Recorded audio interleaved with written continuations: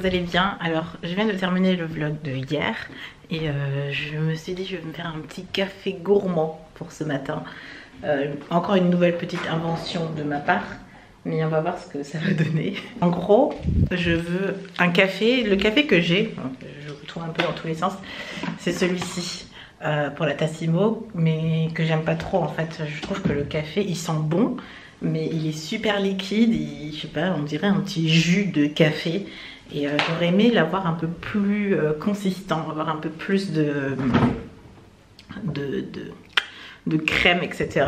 Donc, je me suis dit, on a encore du lait. Généralement, on n'a pas de lait chez nous. Et je me suis dit, pourquoi pas mettre un petit Kinder dedans. Donc, je vais faire chauffer le lait avec le Kinder et le mettre dans mon café.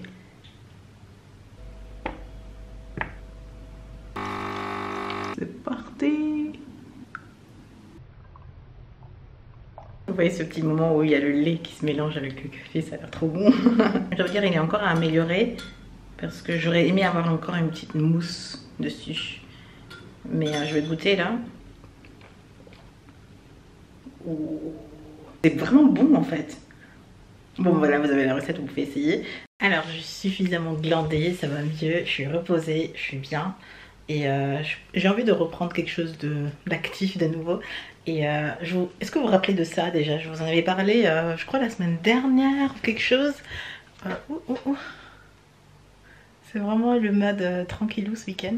Pas maquillage, ma peau elle a souffert. Vraiment souffert de tout ce junk que j'ai mangé, de tout ce chocolat, parce que normalement j'en mange pas. Et je le sens là, j'ai plein de boutons, plein d'irrégularités. Ce bouton là c'est un hormonal, donc il compte pas celui-là. Mais tout le reste, waouh. Mais en tout cas je reviens pour ça. Et je me dis le week-end, quand je bosse pas, il faut que je trouve un petit passe-temps. Et j'ai pas encore fait de DIY pour mon petit bureau et pour la maison de manière générale. Donc on va faire un petit DIY là maintenant. Alors, je me couche par terre pour vous parler, mais en tout cas, je voulais créer un petit sac poubelle pour tout ce qui est papier, parce qu'on trie tout notre déchet, et tout ce qui est papier, on n'a pas de benne particulière pour le papier. Donc je me suis dit, je vais créer une sorte de sac en papier pour le papier, le déchet papier.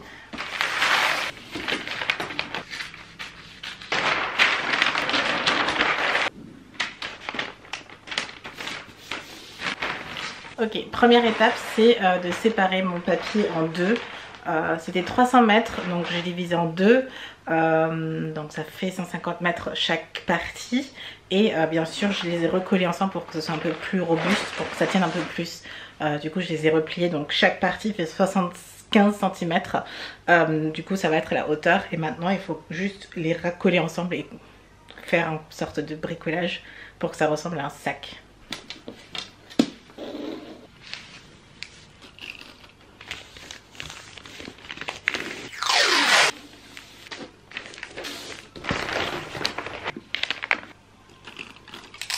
Ok, je suis sûre qu'il y a des façons beaucoup plus simples et beaucoup plus cool à faire, mais au moins c'est rond maintenant. Enfin c'est un truc. C'est grand hein. Je pensais que c'était un truc petit, mais en fait c'est assez grand là.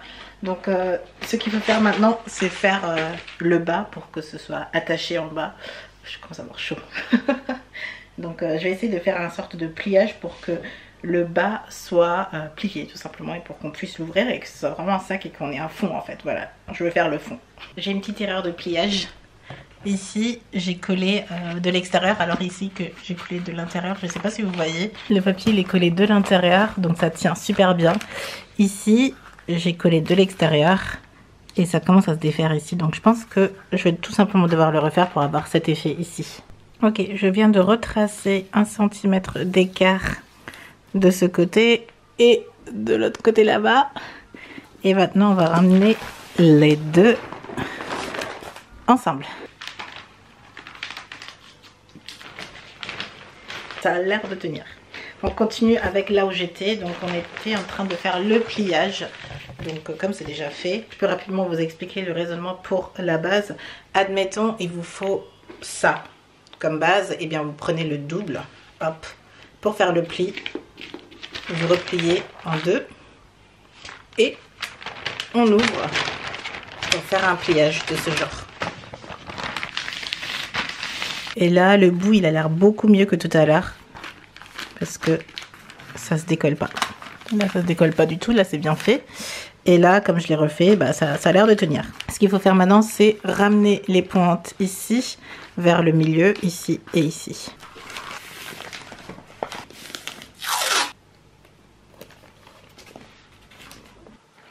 Encore un dernier pliage à faire. Il faut ramener les pointes ici, vers ici, pour créer les tranches de ce côté, pour que quand vous pliez, bah, ça ressemble vraiment à un sac en fait.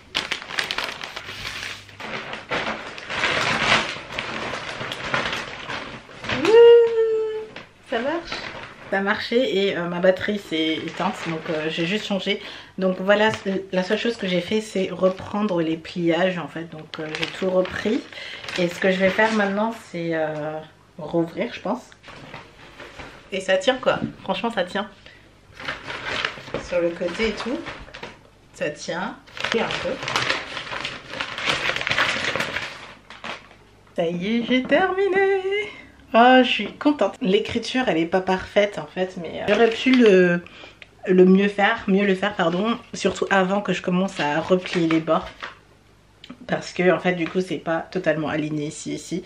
Mais je suis plutôt satisfaite en fait, c'est plutôt sympa et je suis contente. Peut-être que j'en referai un qui est beaucoup mieux et pas de papier cadeau. J'irai justement acheter un vrai rouleau de papier déco, je sais pas, dans un bon magasin. Mais en tout cas, c'est possible avec du papier cadeau, je viens de le refaire. Et si vous voulez le tuto vrai, le vrai de là où je me t'ai inspirée, je vous le laisserai en barre d'infos. Vous avez vraiment toutes les dimensions, etc.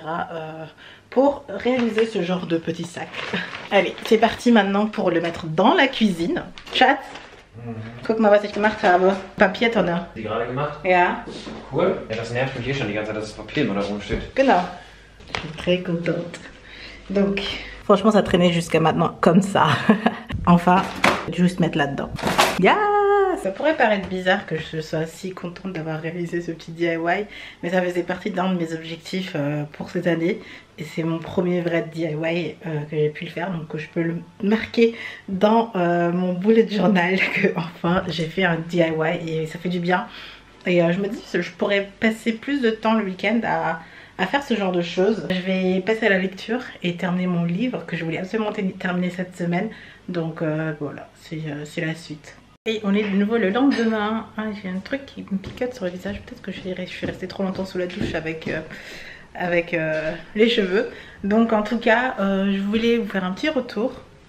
Qu'est-ce qu'il va me faire? Oh, ok. Es ist kalt draußen. Ok.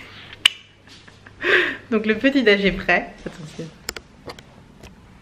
Ouh. Hein? Besser mit Decke, ne? Ja.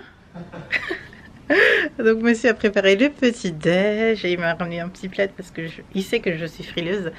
Et bon, pour le petit déj, bah, ça fait du bien d'avoir mon petit plaid. Il est temps pour moi de terminer le vlog. Et comment dire, pour YouTube et les réseaux sociaux, enfin du coup Instagram, déjà, première chose, c'est que ça change, c'est normal.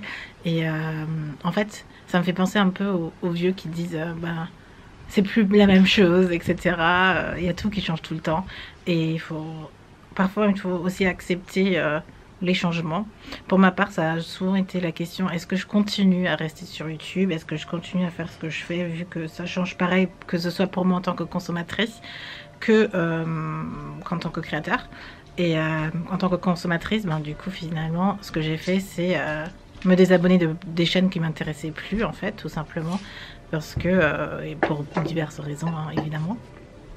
Et en tant que créatrice, j'ai décidé de rester en fait sur YouTube parce que YouTube a toujours été mon moyen de communication préféré. Et peu importe si la plateforme elle-même change, ça veut pas dire forcément que moi je dois changer avec. Ou bah, en fait, finalement, c'est pas la plateforme qui change, c'est les gens qui l'utilisent en fait. C'est un peu comme la vie de tous les jours, il faut juste faire son choix. Et moi, j'ai fait mon choix de rester sur YouTube et YouTube reste ma plateforme préférée. Comme l'une d'entre vous disait, j'adore aussi la diversité que ça a apporté parce que du coup, forcément, il y a des chaînes pour apprendre, il y a des chaînes pour se divertir, il y a des séries carrément. Franchement, je trouve ça trop cool. Du coup, moi, je regarde les choses qui m'intéressent et je crée aussi les choses qui m'intéressent.